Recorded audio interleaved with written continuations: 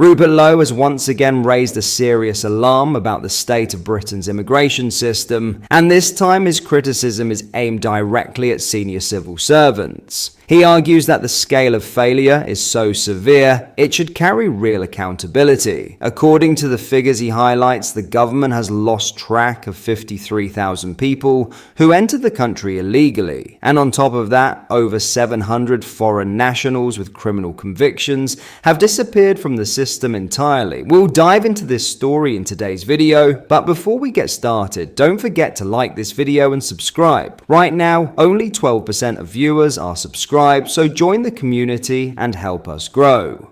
For Lowe, this isn't just administrative incompetence, it's a level of mismanagement that places the public at risk. He frames it as corruption, as gross negligence, and as a breakdown in basic national security. His argument is simple: if ordinary people made mistakes of this scale in their jobs, they would face consequences. So why should officials in positions of authority be exempt? Lowe believes that those responsible should be held to the full extent of the law. And whether people agree with him or not, the scale of these failures raises serious questions about leadership, oversight and accountability inside the Home Office. Have a watch of his full statement. It's direct, forceful, and it's putting pressure on a system many feel is no longer functioning as it should. The thing that's really got me incandescent this morning, as you probably saw, it's not just these 53,000, I don't call them asylum seekers, economic migrants who have absconded from the asylum hotels. The thing that's really got me vexed this morning is the fact that 736 foreign criminals who are about to be deported have absconded before deportation. And it's worse than that, Mark, because through my parliamentary office, as you know, which is a lot of the source for the information, as an MP I can ask various government departments for information. I'm allowed 20 questions a day. As you know, I've been making full use of that. And we uncovered this particular issue because we asked loads of questions, and we specifically asked about how many foreign prisoners have absconded before deportation. We've actually asked that question, and we were told there was no data available. Now, because of what we're doing, we've got multiple whistleblowers from within the Foreign Office, the Home Office, a lot of government departments, because there are still, as I hope there would be, a bedrock of very decent people working in Britain. And we've set up a whistleblowing line that completely protects them, run by a chap called Lewis Brackpool. So we ultimately, I was told a lie by Alex Norris from the Home Office, that they didn't hold the data. We now know they do hold the data, and they haven't disputed it. Equally, they haven't disputed the data that you just mentioned on the 53,000 people who've absconded from asylum hotels.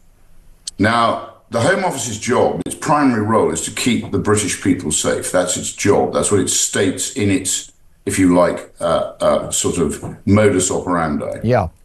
I would argue that letting 736 foreign criminals abscond before deportation is at best, I mean, how do you describe it? It's just extraordinary. And I think, you know, until people who are in charge of this start to go to prison for allowing this sort of thing to happen, it's going to go on, Mark. It is such a dereliction of duty that, you know, it is almost treason. I just can't believe that can happen. How does it happen? It's gross misconduct in office, isn't it? And then lying to an elected MP. I mean, the MPs I know have been undermined and denigrated by the quangos, the regulators, by all of the various organs of the state, the judiciary, which is now not accountable to Parliament as it used to be, to the Lord Chancellor. I think it's still unacceptable. If MPs ask questions, they are, after all, the elected representatives of the British people. Most decisions, or all decisions, in my view, should come from the House of Commons. Those are the people's elected representatives. They should be omnipotent. And we've been undermined. But even so, to lie to an MP from the Home Office, in this case, I mean, what do you think? I think it's quite extraordinary, and I think heads should roll. What Rupert Lowe is really pointing out is a complete collapse in accountability. When the system loses track of tens of thousands of illegal migrants and hundreds of foreign criminals, the public deserves more than excuses. These aren't small administrative errors, they're failures that affect national security and public trust.